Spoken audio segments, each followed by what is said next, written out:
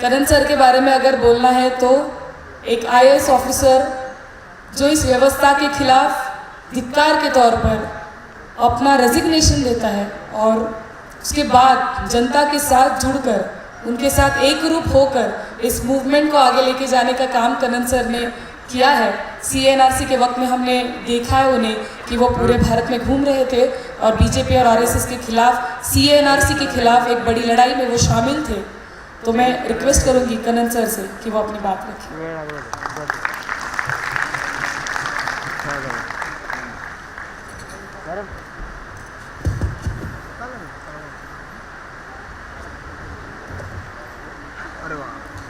सबसे पहले मैं माफ़ी चाहूँगा कि थोड़ा लेट हो गया। इसमें मोदी जी का कोई हाथ नहीं था,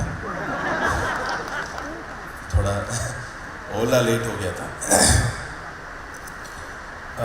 मंच में बैठे सभी महान व्यक्ति, आप मंच पे ना बैठे हुए सारे महान व्यक्ति, आप सबको मेरा जय भीम। आज के दिन सबसे पहले मैं एल्गार परिषद को अभिनंदन करना चाहूँगा कि दोबारा इसको रिवाइव करने का जो निर्णय लिया, उस बात को, उस जज्बा को, उस निर्णय को मैं अभिनंदन करना चाहूँगा। क्योंकि जब पहले बार हुआ था, उसको रोकने का, जिस तरीके से हर एक स्ट्रगल को रोकने का दो तरीका है। एक होता है स्टेट वायलेंस जो पुलिस को यूज करके किया जाता है, एक होता है नॉन स्टेट वायलेंस जो एक दूसरी सेक्शन के लोगों को बोलते हैं कि आपस में आप लड़ लो। ये दोनों वायलेंस इस्तेमाल किया गया था। वो दोनों वायलेंस इसलिए इस्तेमाल किया गया था साइलेंट करने के लिए। ये वायलेंस का इस्तेमाल साइलेंस के लिए था। 3 साल के बाद या 4 साल के बाद इस एल्गार परिषद से ये कहना चाहते हैं कि हम साइलेंट नहीं होंगे, चाहे आप स्टेट वायलेंस इस्तेमाल करें, चाहे नॉन स्टेट वायलेंस का इस्तेमाल करें। एक और बात, कहीं बार हमने सुनते हैं कि ये सरकार फासिस्ट है। मैं समझता हूं कि फासिस्ट बनना चाहते हैं पर है तो बेवकूफ। मैं सोचता हूं कि उन्होंने जो भी सरकार से सवाल पूछते हैं उनको, जैसे मैडम ने कहा, एक नाम देना शुरू कर दिया। तो अगर मान लो आपने जेएनयू या जामिया में पढ़े हुए बच्चे हैं, सरकार से सवाल पूछे तो आप हो गया टुकड़े टुकड़े क्या, और पढ़े लिखे हैं और शहर में हैं, अच्छे पढ़े लिखे लोग हैं और शहर में रहते हैं और सरकार से सवाल पूछते हैं तो अर्बन नक्सल, और गरीब है सवाल पूछा तो प्रॉपर नक्सल है। और अगर मुसलमान होकर सवाल पूछे तो जिहादी, आतंकवादी। अगर सरदार सवाल पूछे तो खलिस्तानी। जितने से लोग सरकार से सवाल पूछते हैं उन सबको उन्होंने एक नाम दे दिया है। तो मैं आज आके 1 मिनट के लिए सोच रहा था कि क्या बुलाऊं, कि मेरे प्यारे देशद्रोहियों, अर्बन नक्सलियों, टुकड़े टुकड़े ज्ञान, खालिस्तानी, क्योंकि सरकार से सवाल पूछने वाले लोग ही बैठे हैं यहाँ पे। और सरकार के हिसाब से आप सबका एक नाम है ही ऑलरेडी, मेरा भी है। हाँ, हिंदू होके सवाल पूछा तो पहले तो ये होता है कि ऐसे तो कैसे सवाल पूछ सकता है, जरूर देशद्रोही होगा, इससे अलावा तो सवाल पूछ ही नहीं सकते। पर ये नहीं समझते कि ये बेवकूफ इसलिए कहा क्योंकि इनको लगता है कि ये एक ही ट्रिक बार बार प्ले कर सकते हैं, एक ही चीज को। 10 लोग हैं, 2 मुसलमान सवाल पूछे तो 8 लोगों को बोला देखो वो 2 मुसलमान है इसलिए वो आतंकी है, जिहादी है, देशद्रोही है। ठीक है, 8 लोगों ने मान लिया। उसके बाद एक बच्चे थे, स्टूडेंट्स थे, मान लो एक है, उसने सवाल पूछा तो उसको बोला ये टुकड़े टुकड़े गैंग है, बाकी सब लोगों को बोला कि ये टुकड़े टुकड़े गैंग है। पर अभी 7 ही लोग मान रहे हैं क्योंकि 2 को तो ऑलरेडी आपने देशद्रोही कह चुका है, 7 ही है। उसके बाद अगर सिख सवाल पूछने लग गया तो उनको बोला तो खालिस्तानी है, पर अभी इनको देशद्रोही मानने वाले 6 ही बचे हैं। एक और आपने बोला कि अभी जिस तरीके से हरियाणा में, पंजाब और उत्तर प्रदेश में किसानों के आंदोलन हो रहा है, उनको जाट या किसान किसी को भी, उनको भी कहने लग गया, 5 ही लोग बचे हैं। ये डिमिनिशिंग रिटर्न का गेम है।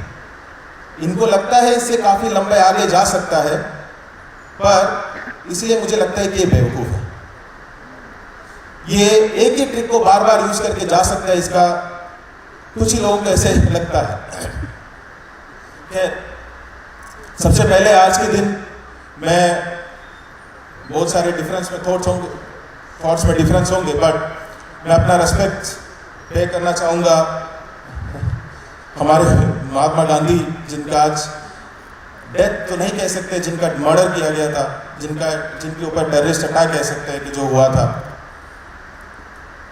वो चिंता आज भी है, जारी है, पर उनसे लड़ने वाला चिंता भी आज भी जारी है। और रोहित वेमुला को, जिनको मैंने जब सर्विस में रहते हुए कभी नहीं पढ़ा था, पर सर्विस से छोड़ने के बाद ऐसे जाते हुए पढ़ा, और एक सेंटेंस था जो उन्होंने लिखा था कि where the existence of an individual is reduced to immediate identity. मतलब एक उसके बहुत शानदार तरीके से अरुंधति रॉय मैम ने बताया, तो उसमें मैं नहीं जाऊंगा, पर अगर वो रहते तो कितने ज़्यादा ऐसे इंटेलेक्चुअल डिस्कशंस होते, थीसिस लिखते। ये कभी हम भी सोचते हैं कि कितना ज़्यादा एक थॉट लीडरशिप को हमने मिस किया है। खैर, उनको भी उनका बर्थडे विशेष का भी आज का दिन है। मैं सवाल पूछना चाहता हूं, आप अपने आप को प्रजा मानते हैं कि नागरिक? प्रजा की नागरिक? नागरिक पक्का?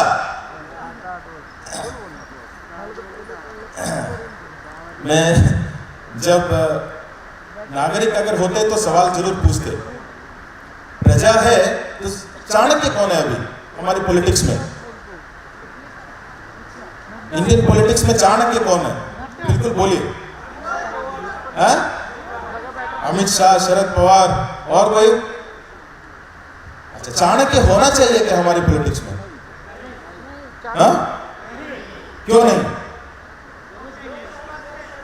हाँ, चाणक्य थे जब राजा और प्रजा था, और राजा प्रजाओं को कंट्रोल करने के लिए तरीका बताते थे कि ऐसे करो, साम दान दंड भेद, ये करके प्रजा को कंट्रोल में कैसे रखना है।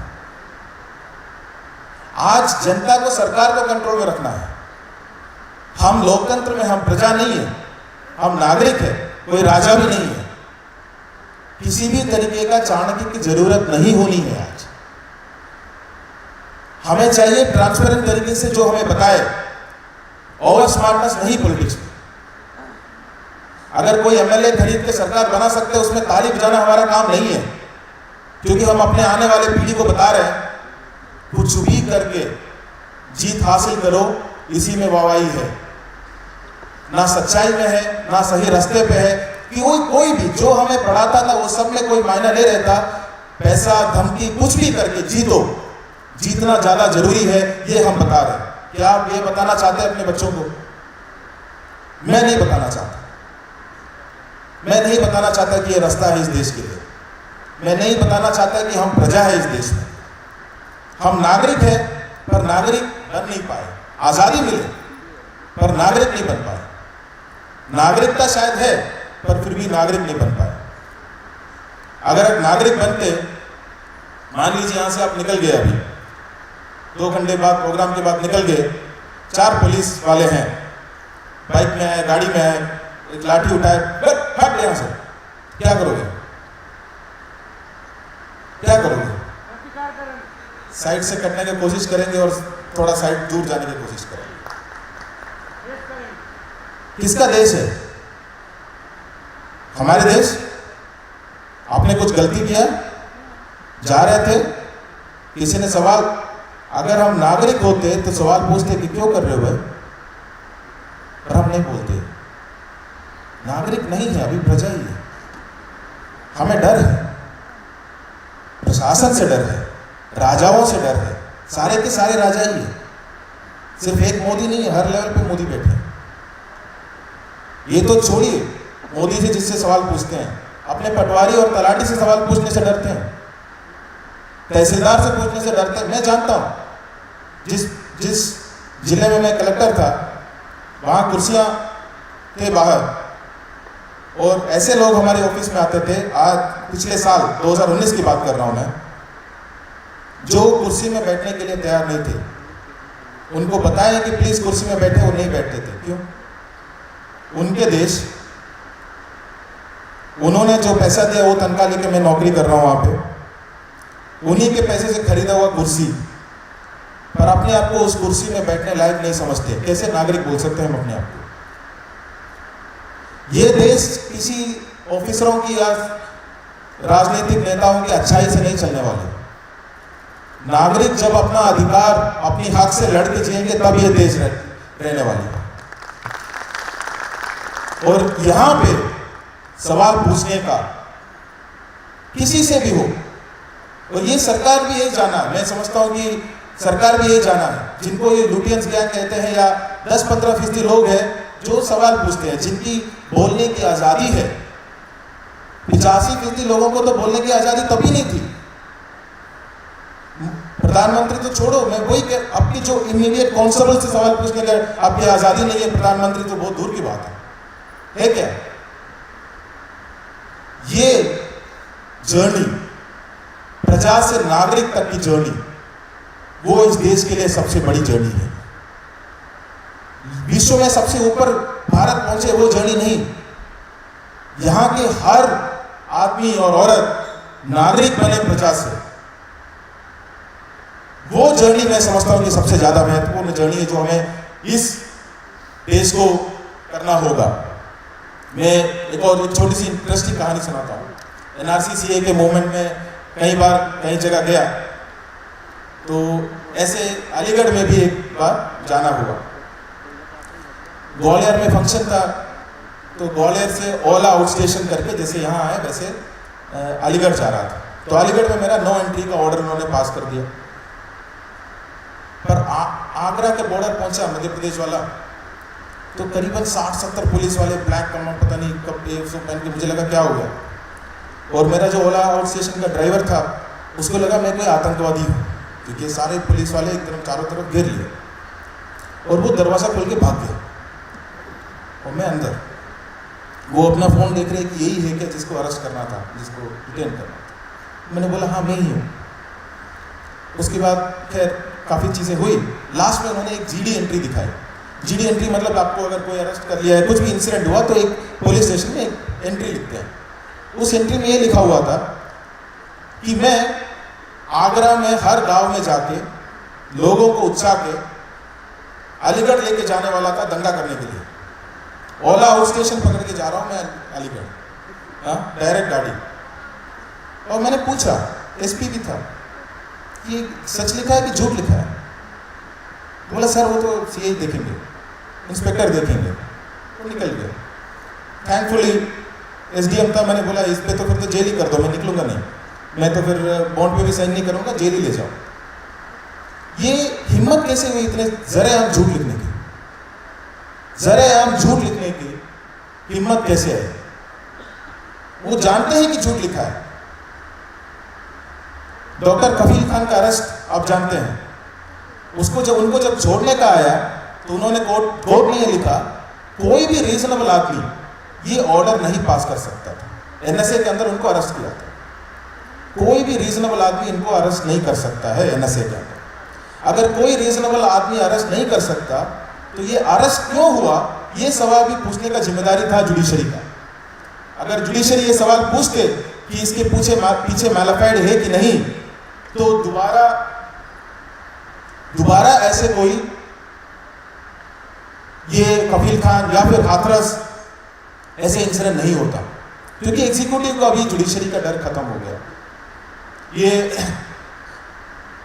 वापस कोई ये अधिकार हमें देने वाला नहीं है किसी को भी।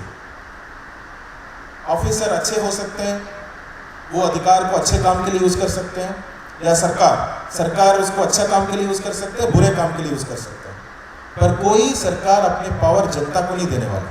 वो पावर यूज करके अच्छा करेगा या बुरा करेगा, पर अपने पावर, अपने अधिकार अगर जनता के आए, ये नहीं करने वाला।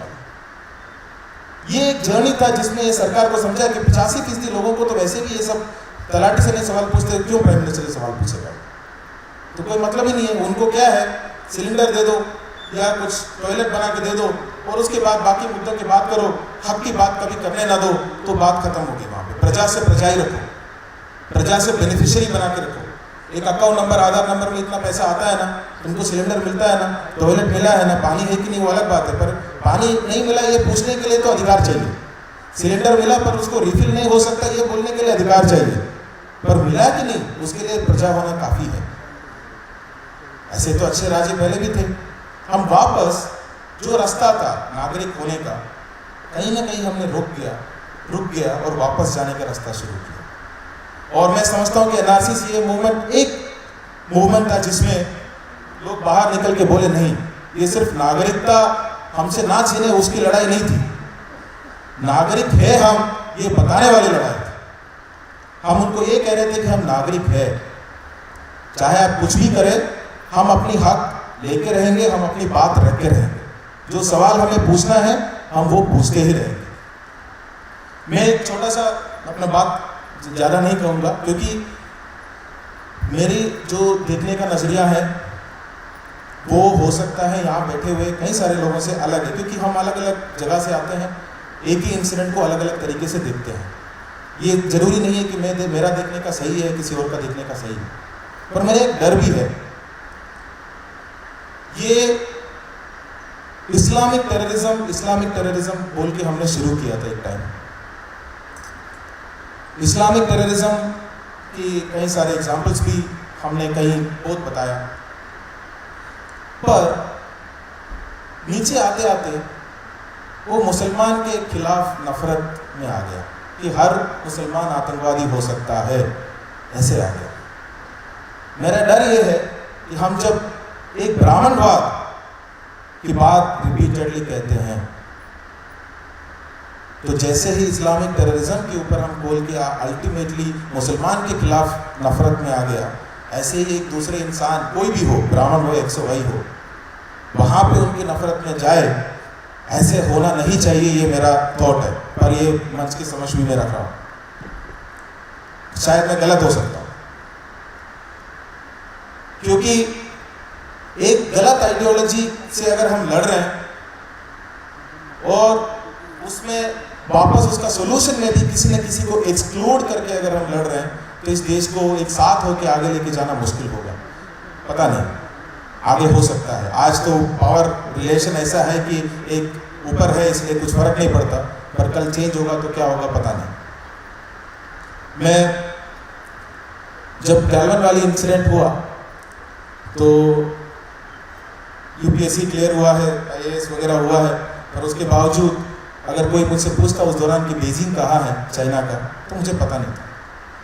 तो एम्बैरेसमेंट फील हुआ कि हम पाकिस्तान इतना लंबे टाइम करते रहते हैं, पर जो एक्चुअल हमारी एनिमी है, जो इतनी ताकतवर है और हमारे ऊपर कब्जा भी करने का कोशिश कर रहे हैं, उनके बारे में हमें बहुत कम पता है। सिर्फ सरकार को नहीं, जनता को भी बहुत कम पता है। तो पिछले 6 महीने से काफ़ी चाइनीज़ पढ़ रहा था, मैंड्रिन उनकी लैंग्वेज, कोशिश कर रहा था कि क्या है उनकी थॉट प्रोसेस क्या है। आज की लड़ाई तो है, पर आज के साथ साथ अंदर की लड़ाइयाँ भी है और बाहर की लड़ाइयाँ भी है। ऐसा नहीं है कि सिर्फ हमारे कोई एनिमी नहीं है, ऐसा नहीं है। वो पढ़ते पढ़ते एक कहानी, एक चाइनीज स्टोरी आया, वो कह के मैं अपना बात खत्म करूँगा। एक लड़का था जिसने बहुत सपना देखता था, उसका बहुत बड़े बड़े सपने थे, और पर एग्जाम पास हो गया, क्लियर हो गया, बहुत पुरानी कहानी है, उसका कुछ भी नहीं हो रहा, कोई भी सपना उसका पूरा नहीं हो रहा। तो एक गुरुजी टाइप वहाँ पे, जो भी चाइनीज में गुरुजी जिनको कहते हैं, उनके पास गया, जो भी एल्डरली पर्सन के पास गया, और उनसे जैसे पूछने लग गया तो उन्होंने बोला कि नहीं, सवाल पूछने से पहले आप थोड़ा पानी गर्म करिए, मेरे लिए एक पानी बॉईल करके ले आओ। तो चले गए अंदर किचन में, तो देखा बहुत बड़ा बर्तन है, पूरा पानी भरा हुआ है, बहुत छोटा सा चूल्हा है और लकड़ी है नहीं। तो थोड़ा बाहर गया, एक आध लकड़ी ले आए, शुरू किया, जैसे लकड़ी खत्म हो गया पर पानी गर्म नहीं हुआ, बॉईल तो हुआ नहीं। ऐसे 2-3 बार किया, उसके बाद उनको समझ में आया ऐसे तो पानी बॉईल नहीं हो सकता। तो फिर जाके 2-3 घंटे सिर्फ लकड़ी इकट्ठा किया। लकड़ी इकट्ठा करने के बाद वो आए, आने के बाद उन्होंने उसको बॉईल किया। 3-4 घंटे के बाद 1 गिलास पानी उसमें से लेके उनको दे दिया। तो उन्होंने पूछा कि मैंने तो 1 गिलास पानी मांगा था, इतना टाइम क्यों लगा? तो वो लड़के ने कहा कि देखिए 2 ऑप्शन था मेरे पास, कि मैं पानी बाहर फेंक दूँ और जितना 1 गिलास के लिए उतना ही बर्तन में रखूँ, या कि मैं उतना लकड़ी इकट्ठा करूँ कि जितना बर्तन में पानी है उसको पूरा मैं बॉईल कर पाऊँ। तो उन्होंने कहा बिल्कुल सही बात है, पर एक गलती नहीं करना, जब लकड़ी इकट्ठा करने जा रहे हो तो पानी गर्म है कि नहीं ये मत देखना, क्योंकि जब लकड़ी इकट्ठा कर रहे हो तो आपने पानी गर्म करना शुरू नहीं किया है। कई बार हमें लगता है कि हमने कुछ शुरू किया है और इमीडिएटली उसका रिजल्ट क्यों नहीं आ रहा है, उसका रिजल्ट अभी अभी क्यों नहीं आ रहा है। और कई बार इसलिए हमने वो पानी भी फेंक देते हैं कि उतना ही गिलास का रखते हैं जितने की उसका लकड़ी से भर पाए। और कई बार हम ये देखते हैं कि लकड़ी इकट्ठा कर रहे हैं, बीच बीच में आके पानी का टेम्परेचर देखते बोलते हैं तो गर्म ही नहीं हो रहा, तभी हमें बुरा लगता है। जो जनरेशन है, देश खत्म नहीं हो रहा, देश ना इस सरकार से खत्म हो रहा है, ना आगे अगर दोबारा आए तो भी खत्म नहीं हो रहा। India will outlive Modi and all his cronies, उसमें कोई डाउट नहीं। Next generation will have to rebuild, a lot of us will have to start asking questions, हमें सवाल पूछना होगा और इस देश को दोबारा बनाना होगा, पर तब इम्पेशेंट नहीं होना है। पेशेंस के साथ लकड़ी इकट्ठा करना होगा और हम करेंगे और पानी भी बॉईल करेंगे। धन्यवाद। जय हिंद, जय भीम।